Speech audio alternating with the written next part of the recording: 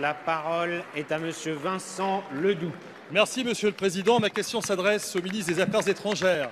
Que compte faire concrètement la France au Conseil de sécurité de l'ONU pour contribuer activement à une solution durable de retour à la paix civile en République démocratique du Congo? Car la situation subie aujourd'hui par le peuple congolais est terrible. Aujourd'hui, il ne s'agit plus seulement de dénoncer, mais d'agir. De quoi s'agit-il? De permettre à ce pays la tenue d'élections démocratiques et de faire respecter une constitution bafouée par un chef d'État qui se maintient illégalement au pouvoir depuis plus de 2 ans. De faire advenir un État qui protège son peuple plutôt que de le museler, l'emprisonner ou l'assassiner.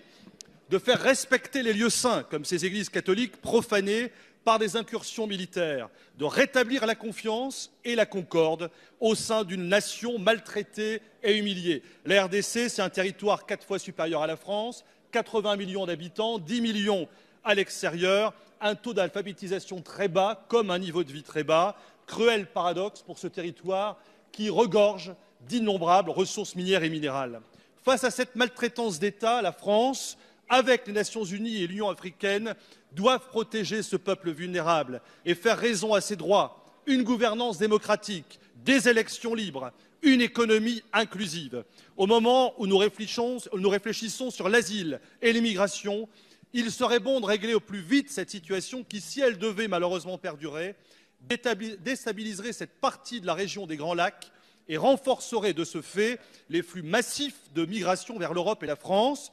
Dans ces derniers jours, plus de 4000 réfugiés ont fui vers le Burundi pour échapper au conflit entre les groupes armés et l'armée congolaise dans l'est du pays. Alors, Monsieur le Ministre, merci de nous préciser l'action extérieure de l'État français dans cette terrible question congolaise. Merci, Monsieur le député. La parole est à Madame Nathalie Loiseau, ministre chargée des Affaires européennes. Monsieur le Président, Mesdames et Messieurs les députés, Monsieur le député Ledoux, vous avez raison, la situation en République démocratique du Congo est vivement préoccupante. Qu'il s'agisse des droits de l'homme, de la situation politique, de l'insécurité ou de la situation humanitaire. La France a fermement condamné les violences commises par les forces de sécurité lors des manifestations de décembre et de janvier. Nous appelons les autorités congolaises à s'assurer que les responsables de ces violences soient traduits en justice. La situation dans les Kasaï recueille particulièrement notre attention. Des événements graves s'y sont déroulés que nous condamnons naturellement. Toute la lumière doit être faite sur ces violences. Je lance à nouveau un appel au respect des droits de l'homme et des libertés publiques en RDC, ainsi qu'à un usage proportionné de la force. La France demande à toutes les parties prenantes de s'abstenir de tout recours à la violence. L'Union européenne a d'ailleurs adopté des sanctions individuelles en raison des violations des droits de l'homme en RDC.